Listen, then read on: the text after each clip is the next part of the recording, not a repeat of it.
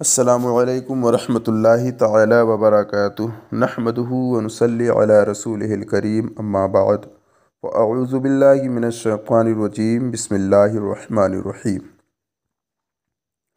گزشتہ سبق میں نے آپ لوگوں کو بتایا تھا کہ اصول مخارج جو ہیں وہ کتنے ہیں؟ 3 ہیں۔ نمبر 1 حلق، نمبر 2 لسان، نمبر 3 شفت۔ حلق کے تعلق سے میں بتا چکا ہوں، آپ پڑھ چکے ہیں، جان چکے ہیں کہ حلق میں 3 مخارج ہیں اور 6 حروف ادا ہوتے ہیں۔ آج کے درس میں انشاءاللہ تبارک و تعالی میں آپ لوگوں کو لسان کے تعلق سے کچھ چیزیں بتاؤں گا۔ تو منہ سے ادا ہونے والے جو حرف ہیں نا، انہی کو لسانی کہتے ہیں۔ منہ سے ادا ہونے والے حرفوں کو کیا کہتے ہیں؟ لسانی کہتے ہیں۔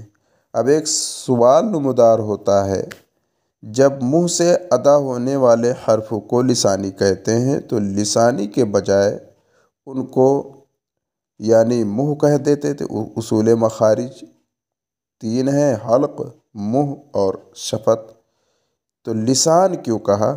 تو اس کا جواب یہ دیا جائے گا، اس لیے لسان اصول مخارج میں لسان کا ذکر کیا گیا کیونکہ یہ جو حروف منہ سے ادا ہوتے ہیں ان کی ادائیگی میں زبان سے بہت تعلق ہے، ٹھیک ہے؟ اس تعلق کی بنیاد پر بجائے منہ کو لسان لکھ دیا گیا، اور اسی وجہ سے اصول مخارج میں بجائے منہ کے بعض حضرات لسان ہی کو ذکر کرتے ہیں۔ اچھا، اب اس میں کتنے مخرج ہیں؟ تو لسان میں 10 مخارج پائے جاتے ہیں۔ کتنے؟ 10، اور 18 حروف ادا ہوتے ہیں۔ ان 10 مخارج میں 18 حروف ادا ہوتے ہیں۔ لسانی مخارج اور ان سے ادا ہونے والے حرفوں کی ابتدا نا جڑ زبان سے ہوتی ہے، جس طرح آپ لوگوں کو بتایا گیا تھا کہ حلق میں شروع حلق، ٹھیک ہے، اور درمیان اور آخر۔ تو ان کی ابتدا کہاں سے ہوتی ہے؟ تو ان کی ابتدا جڑ زبان سے ہوتی ہے اور نوک زبان پر ختم ہو جاتی ہے۔ اب آئیے ہم عبارت پڑھتے ہیں۔ مصنف علیہ رحمہ تحریر فرماتے ہیں، منہ میں 10 مخرج ہیں۔ نمبر 1 جڑ زبان حلق کی طرف مع اوپر کے تالو کے مخرج قاف کا۔ نمبر 2 مخرج قاف سے ذرا اورے مخرج کاف کا۔ اورے یہ سہارنپور کے زبان میں بعدیت کے معنی میں بولا جاتا ہے، یعنی قاف کے مخرج سے ذرا بعد، یعنی کچھ منہ کی طرف ہٹ کر کاف کا مخرج ہے، یعنی کاف ادا ہوتا ہے۔ نمبر 3 بیچ زبان مع اوپر کے تالو کے مخرج جیم شین معجمہ۔ تو معجمہ جو جانتے ہیں تو ٹھیک ہے، اور جنہوں نے میرا اس سے پہلے والا درس سماعت کیا ہے تو انہیں معلوم ہوگا کہ یہ جیم اور شین معجمہ کیا ہے، اور جو نہیں جانتے ہیں وہ گزشتہ سبق کو سن لیں، انشاءاللہ تبارک و تعالی انہیں پتہ چل جائے گا۔ اور ایک حرف اور ادا ہوتا ہے، وہ کیا ہے؟ غیر مدہ، یا مدہ نہیں۔ یا مدہ کسے کہتے ہیں؟ یعنی یا ساکن اس سے ما قبل زیر ہو تو اس کو یا مدہ کہتے ہیں، اس کا مخرج جو ہے نا الگ ہے۔ اور یا غیر مدہ جو ہے اس کا مخرج بیچ زبان مع اوپر کے تالو۔ تو نمبر 3 کیا بتایا؟ بیچ زبان مع اوپر کے تالو کے مخرج جیم شین معجمہ یا غیر مدہ کا۔ نمبر 4 کنارہ زبان مع داڑھ کے مخرج ضاد معجمہ کا۔ دونوں جانب سے بہت مشکل ہے، اس سے کم داہنی جانب سے، اس سے کم بائیں طرف سے۔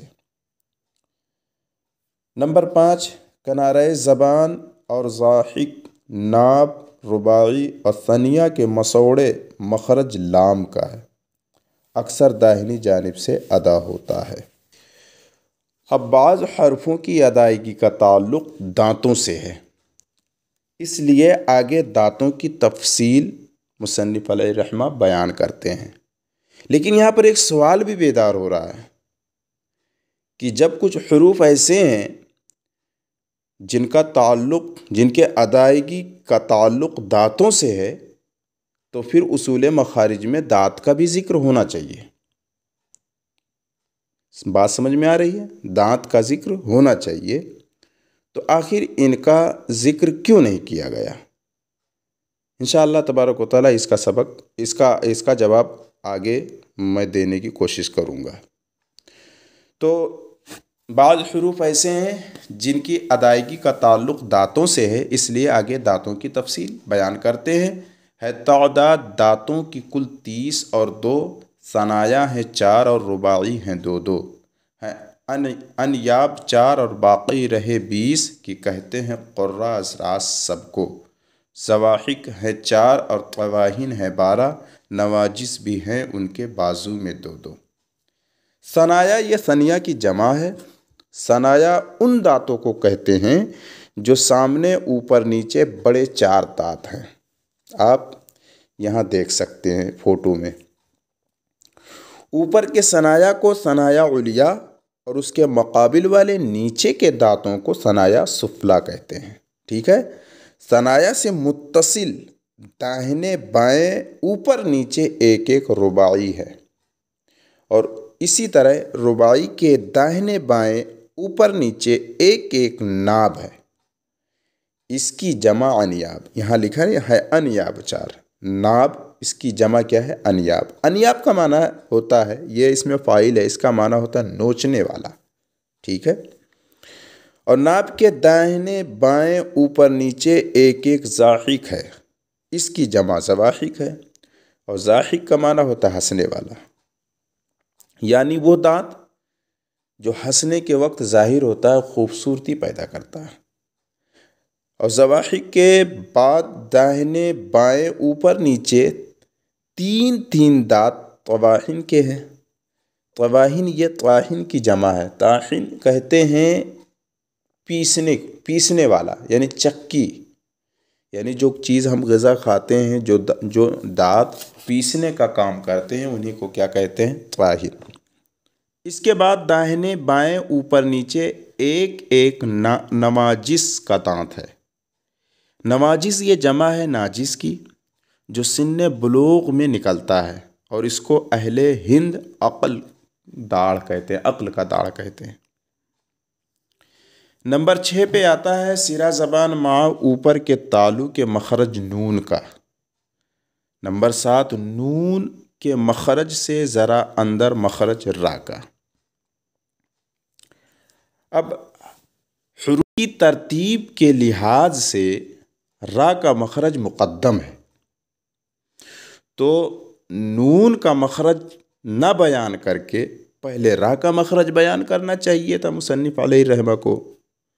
ایسا کیوں کیا؟ تو اس کا جواب یہ ہوگا کہ اگرچہ ادائے حروف کی ترتیب کے لحاظ سے را کا مخرج مقدم ہے، اس کے بعد نون کا مخرج ہے، لیکن سہولت بیان اور تعین مخرج کی وجہ سے پہلے نون کا مخرج بیان کیا، اس کے بعد را کے مخرج کو اپنے بیان میں مؤخر کر دیا۔